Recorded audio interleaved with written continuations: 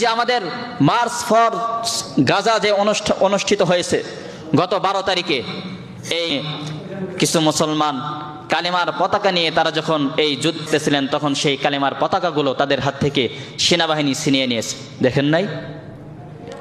দেশের মধ্যে যারা ভালো কাজ করবে তাদের প্রশংসা তো অবশ্যই হবে, কিন্তু ভালো কাজ করার পাশাপাশি যদি কেউ খারাপ কাজ করে সে যেই হোক তাকে ছেড়ে দেওয়া হবে না। ইসলাম এবং দ্বীনের ক্ষতি সাধন হবে এমন কোনো কাজ কোনো রাষ্ট্রপ্রধান, কোনো সরকার, কোনো এমপি, কোনো মন্ত্রী অথবা শিল্পপতি যদি করে, সে হাজার ভালো কাজ করতে পারে, তার প্রশংসা আমরা করব, কিন্তু ইসলামের ক্ষতি হয় এমন একটা কাজও যদি করে তার প্রতিবাদও আমরা করব। তাকে ছেড়ে দেওয়া হবে না, সে যেই হোক। কালেমার পতাকা ওড়ালে নাকি আয়েশের সাথে সাদৃশ্য হয়। তাহলে আয়েশেরা তো 5 ওয়াক্ত সালাত আদায় করে, তুমি কেন 5 ওয়াক্ত সালাত আদায় করো? তুমিও বাদ দাও। আয়েশেরা তো সিয়াম পালন করে, রোজা রাখে, তাহলে আয়েশেরা যেহেতু রোজা রাখে, সিয়াম পালন করে, আয়েশের সাথে সাদৃশ্য হয়ে যাচ্ছে। তুমি সিয়াম পালন করলে, রোজা রাখলে, তুমি রোজা রাখা বাদ দাও। আমার কথা বুঝি বোঝেন নাই?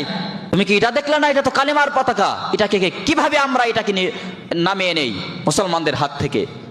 কালেমার বিজয়ের জন্যই তো মুসলমানদের সংগ্রাম। সারা পৃথিবীতে কালেমার রাষ্ট্র প্রদান করা, কালেমার ক্ষমতাকে প্রতিষ্ঠা করার কাজই তো মুসলমানদের।